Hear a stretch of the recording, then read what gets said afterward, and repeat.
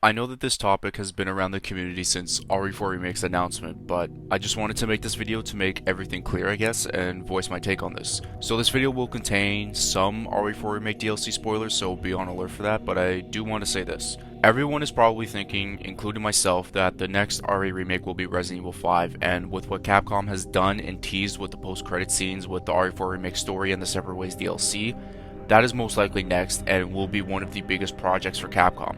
In all honesty, I wouldn't be surprised if it is in development right now, and probably gets announced 2 years later in 2025 or early 2026. That's my overall feeling about that. But, for the sake of Wesker's backstory and Chris Redfield's backstory, you have to remake Resident Evil Code Veronica before you even consider doing 5. So this is me after the recording of the script that I ended up speaking. The reason why I made this video is because there are a lot of new fans that have probably gotten into the series with the RE engine who probably don't really know the full backstory of Albert Wesker. Of course they can look up YouTube videos and whatnot, but they probably want to experience it with video games. Just to know about, like, let's just say you put yourself in the shoes of being a first-time RE fan with Resident Evil 4 Remake and you just want to know who the hell this Wesker guy is and there's got to be more to him, right? This is why you should remake Code Veronica and maybe Resident Evil 1. That's all I have to say, but enjoy the rest of the video. Also, you know there's not going to be a lot of people that will play Code Veronica, the original game, because of the fixed camera and on how it was in the 2000s. I mean, you could say skill issue and whatnot, but I'm pretty sure just from a new fans' perspective, I'm pretty sure they don't want to play that game. Okay, now enjoy the video.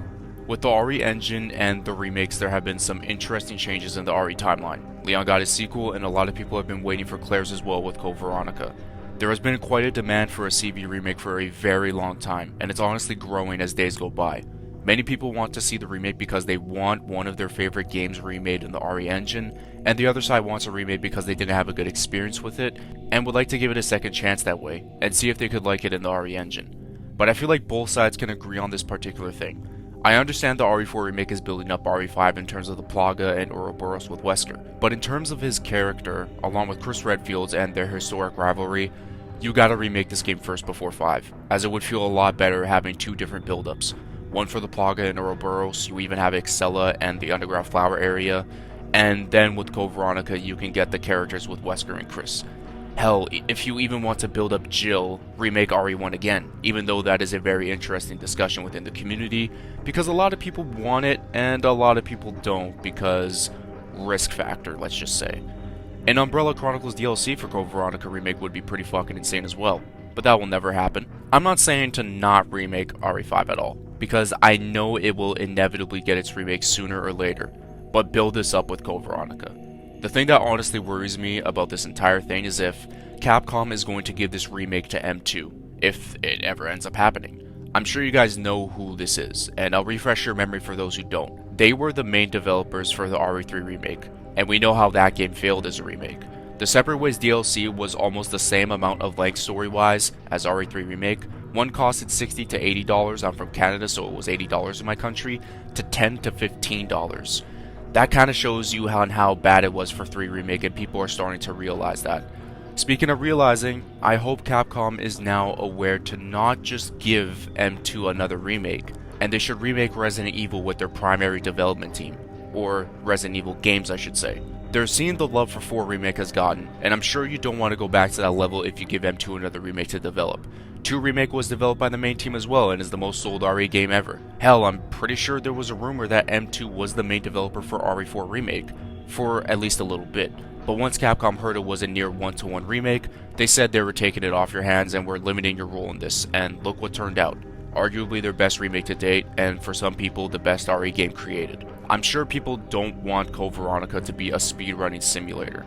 I gotta say one more thing though to cap this video off.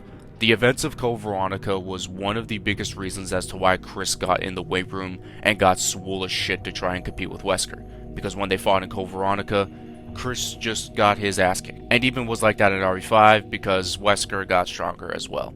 Capcom also did say if there was enough fan requests for a Code Veronica remake, they will consider doing it, even though there are no plans to do so as of right now, but the thought of it is probably still lingering in the company. Also, the game will make money regardless, that's just what the RE engine has done for Resident Evil games. So with everything out of the way, let me know your thoughts.